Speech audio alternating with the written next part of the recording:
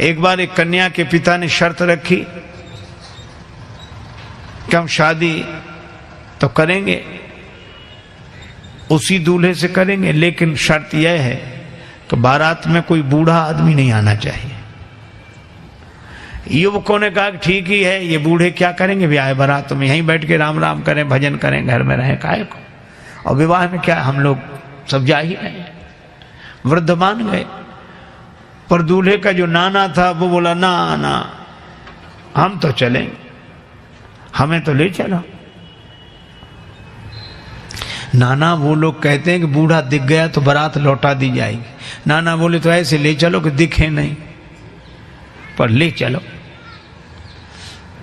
किसी तरह इंतजाम किया गया, गाड़ियों में जहां सामान रखते हैं उसमें ही नाना को किसी तरह छिपा कर ले गए।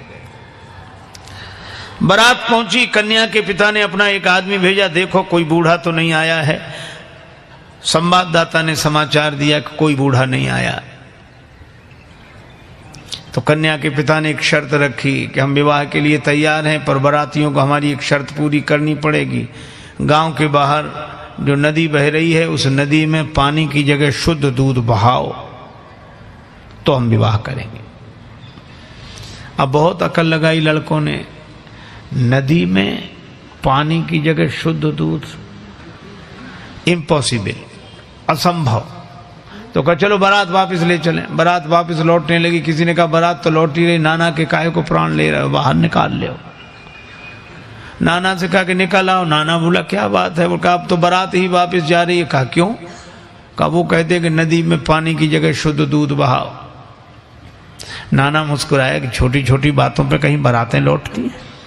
लड़के बोले नाना दिमाग खराब है, छोटी बात है, इतना दूध कहाँ से आवे और नदी में, और ये और फिर शुद्ध कैसे रह जाएगा, दूध पानी में डालोगे तो ये।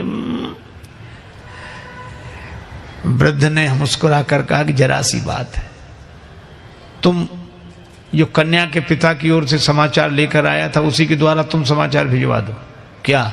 कि दूध का इंतजाम हमने कर लिया है, शुद्ध दूध बहा देंगे, इतना नदी भर जाए उससे भी ज्यादा दूध हमारे पास है, लेकिन हमारी भी एक शर्त है। क्या? कि नदी का पानी खाली तुम करा दो, दूध हम बहा देंगे। कन्या के पिता के पास खबर गई कि वो कहते हैं कि नदी का पानी खाली तुम कराओ, दूध हम बहा देंगे। कन्या का पिता बोला जरा अच्छी तरह छानबीन करो, बारात में जरूर कोई बूढ़ा आया है, नहीं तो।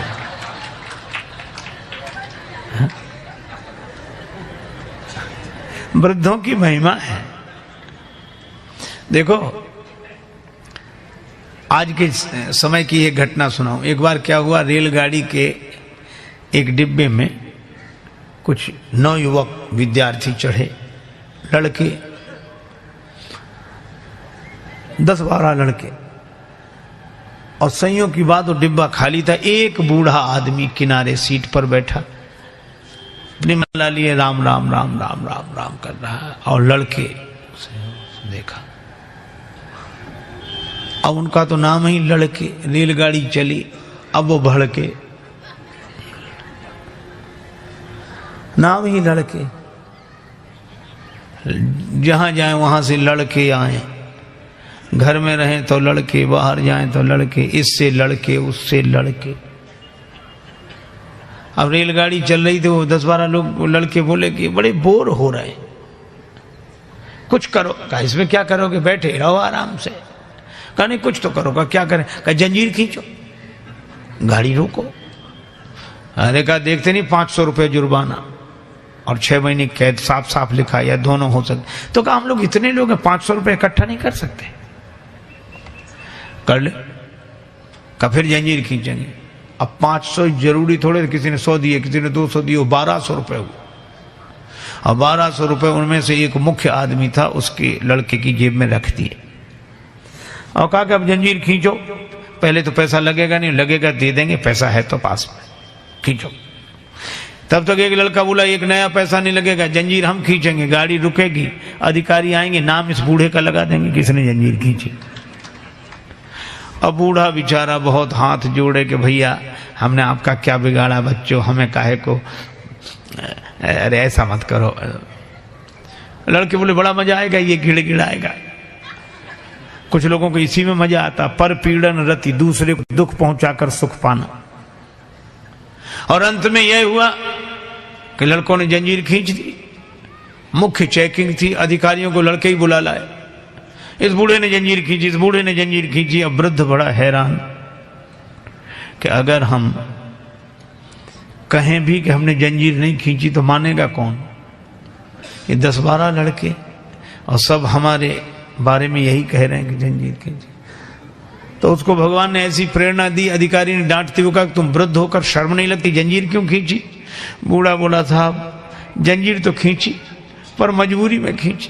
क्या मजबूरी थी? हमारे पास 1200 रुपए थे, इन लड़कों ने छीन लिए, इसकी जेब में रखे हैं। अब तो बूढ़े के सामने ही गिने गए थे रुपए और रखे गए। अधिकारियों ने जो देखा तो उसकी जेब में रुपए मिले। ईमानदारी का जमाना था, बूढ़े को 1200 रुपए मिले और शाबाशी दी गई कि बड़ा साहस का काम किया, बहादुरी का काम किया। अब लड़के एक दूसरे का मुंह देखेंगे, ये तो हम सोचते ही नहीं थे।